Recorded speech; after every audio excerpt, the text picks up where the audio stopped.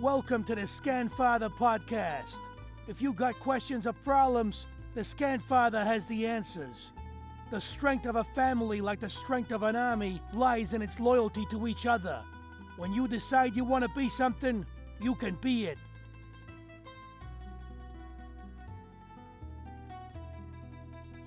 Welcome to the Scanfather podcast. You got the questions, I got the answers. Let's get into it. Team versus solo. Luke Skywalker versus Han Solo. Which one are you? Stick to the end of the video and you're going to find out. Anyway, I got a question. And, the Scanfather is going to answer these questions in time. I got some bullet points on here. So yeah, this video is going to be outlining the pros and cons working in an MRI environment with many coworkers versus working alone in a trailer. In which I've done both, I've been in the trailer like Breaking Bad. I worked in a place with a hella coworkers like Grey's Anatomy. Been there, done that. So I'm going to have some good advice for you guys. But yeah, let's get into it. Let's get into the nitty gritty. Let's get it. So we're going to start off with working with many coworkers in MRI, the pros. And we're going to go down the list. All right, coming in number 1, the pros. Collaboration and teamwork opportunities. So, you're working with a lot of people. You'll be able to ask for help and collaborate on certain scans, especially if there's some scans you've never seen before. You're like, how do I do this? All right, let's work together and let's find how to do it like a team. So you guys all come together, huddle up, and, if there's a problem, like, hey, man, someone keeps...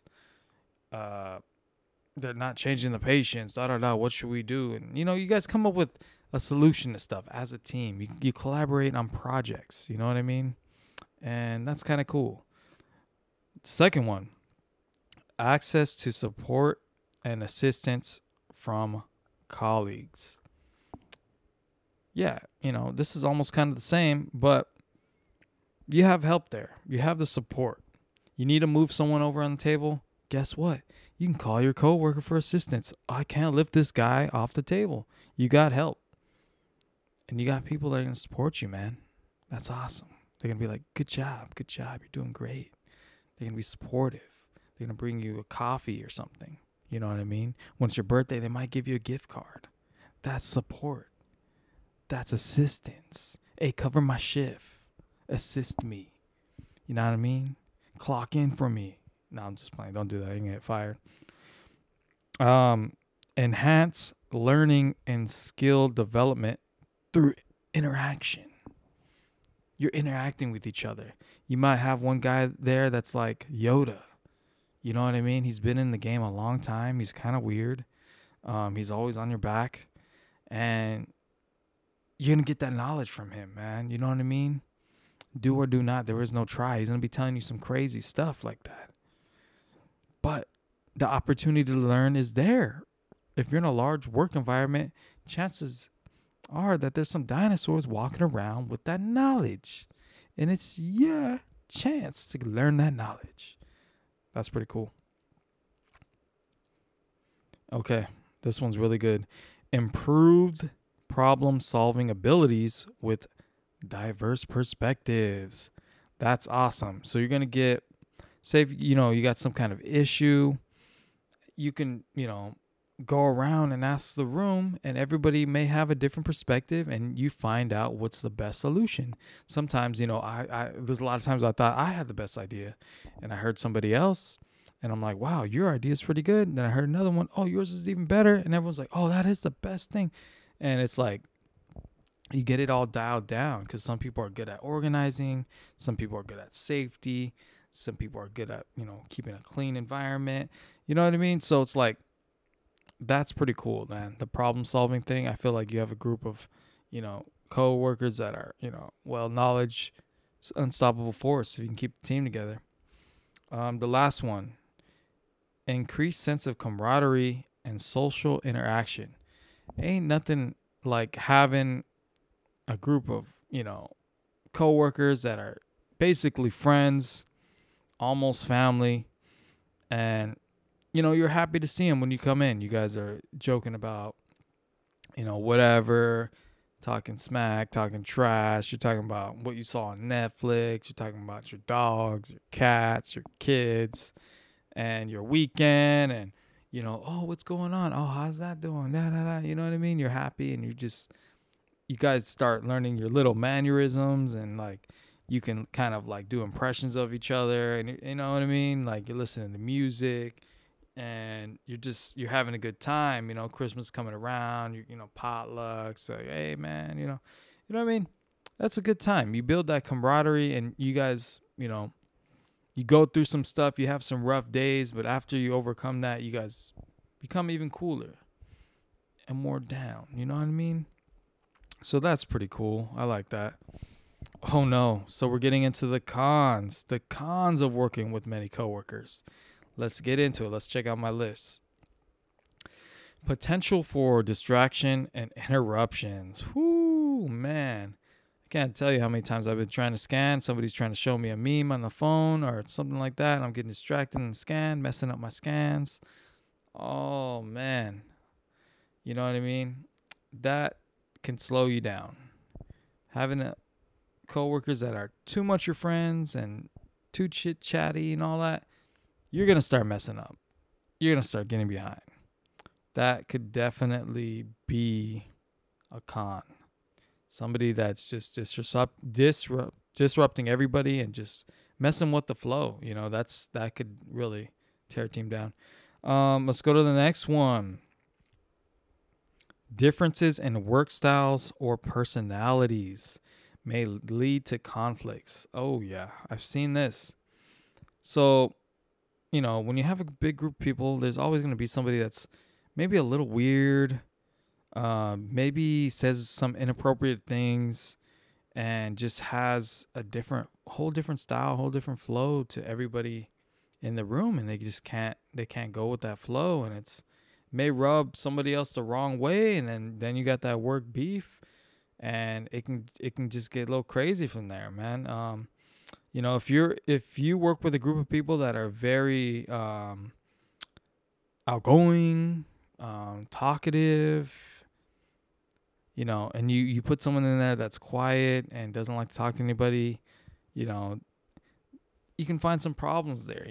Maybe that person likes it to be quiet, everyone else is loud.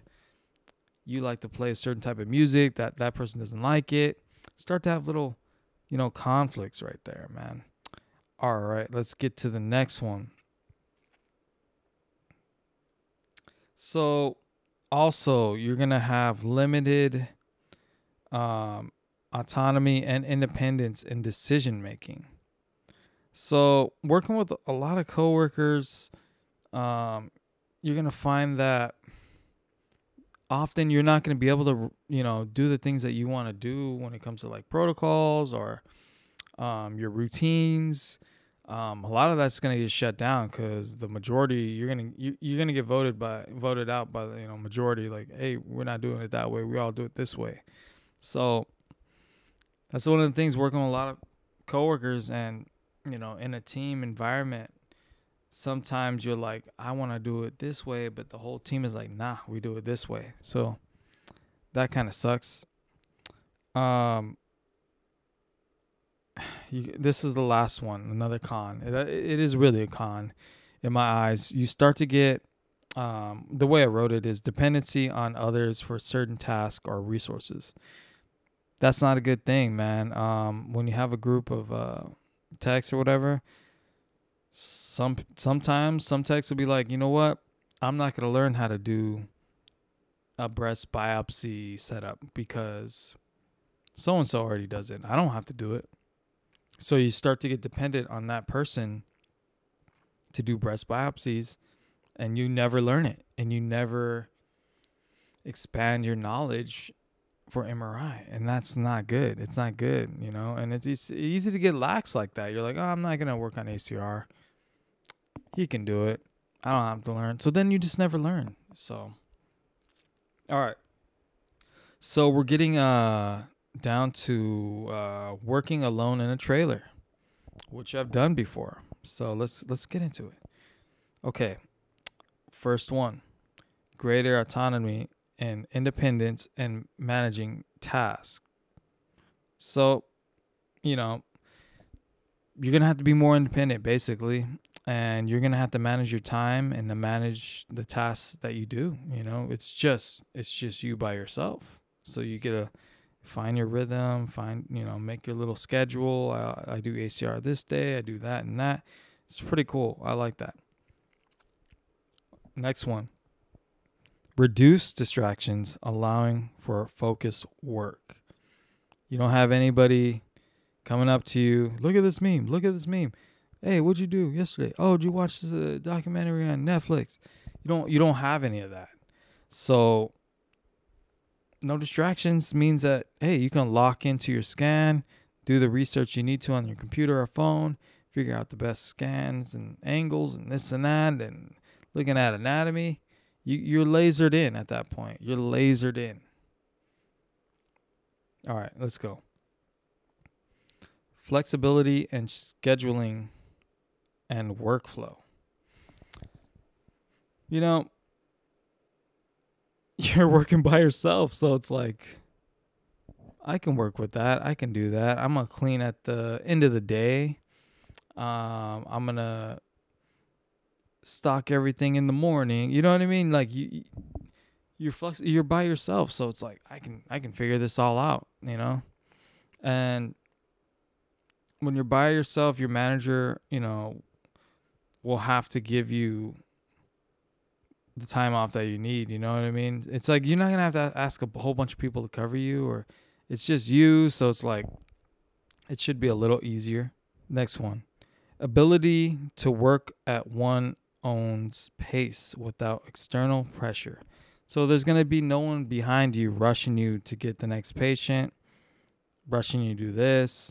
Like you're going to move on your own time. Now, yes, you have to stay on schedule, but there won't be that one Speedy Gonzalez or whoever the fuck over there. Hurry up. What are you doing? You're just going to sit there? You're not going to do this? Those one cracked out employees. Like you're moving at your own pace, man. You set the pace. And that's pretty awesome. Let's get into the next one. Minimal interpersonal conflicts or differences in work styles. So you're not going to really have any problems because it's just you. You don't really have any coworkers. You're working alone on a trailer. So that's going to be minimal to none. It's just, the only people that complain about you are the patients, but just treat them good, you know what I mean? And maybe a radiologist for turning in bad scans, but you don't really see anyone. So that's a pro, I guess, you know what I mean? All right, let's see. Cons working on that trailer. Limited opportunities for collaboration and learning from colleagues. That kind of sucks, man. Say if you only learned, got like a year experience in MRI, and you go, which is nothing, and you go to a trailer and it's just you. It's going to be hard for you to learn, man, to get better. To be honest with you, it's going to be really hard for you to learn and get better because you don't have the OG teaching you. You don't have the guy that's been doing it for 10 years or 20 years. You don't have it, and it's hard to expand your knowledge and learn new things when it's just you by yourself. I guess it is possible, but it's always great to work with those type of techs. And yeah, I did notice that, when I went to the trailer, and I felt like I was losing my skills. And you can't do a lot of different scans on trailers typically. But yeah, let's get into it. Let's keep it moving. This one's crazy. Lack of immediate support or assistance in cases of emergencies. Imagine having a code stat on a trailer and you're by yourself. You can't be like, watch the patient. I'm gonna get help. It's just you. Your patient's falling over to the ground. The phone is kind of far from you. It's tough. Thank God I never had that happen. But listen, you should have a tech assistant working on trailer. Have I worked by myself on trailer? Yes, a lot. But sometimes, half the times, I had someone helping me. And I think if you're working on a trailer, you should have someone helping you or someone close by. This is my next one. Potential for isolation and decrease social interaction. There were some times I worked on a trailer and I swear I only had like maybe 3 patients. And I was on that trailer all day. And I felt like, what was that one movie? Castaway. You know, I needed to get like a basketball and draw a face on it because I felt like I was on an island. And that does kind of suck. You know, sometimes it does get boring. And you have to occupy yourself by watching a movie sometimes, reading a book if it gets really slow. All right, we got 2 more. Here we go. Responsibility for all tasks and duties without delegation. Dang. You got to be responsible for everything, man. Your trailer starts falling apart. You got to call in for maintenance. Coils are breaking down. You got to call GE. You got to make sure you're doing all your tests, running all your phantoms, making sure the protocols are good. Sometimes you get on a trailer, there's no protocols. You got to, fix that up. Yeah, man. So there's no one really you can blame. You're by yourself. So that could be tough sometimes, but also rewarding. All right, last one. Need for self-motivating and discipline to maintain productivity. You got to stay motivated, man. Ain't nobody going to pick up the slack. And it's just you out there. And, those are the type of people that could work alone. The ones that are motivating themselves and are disciplined. They're showing up on time. You got to be on time. If you're not there, who's going to do the job? It's just you. So, yeah, man, that was my video. So comment below. What do you prefer? Do you like working on the trailer? Do you like working in big teams? Let me know. Hopefully this helped you out. You answered your question. Anyway, I'm out. I'll catch you all in the next one. Check out the MRI Man store on Etsy. Yeah, man, like, subscribe, all that. If you got any more questions, comment below and I'll holler at you. And we out. Capiche.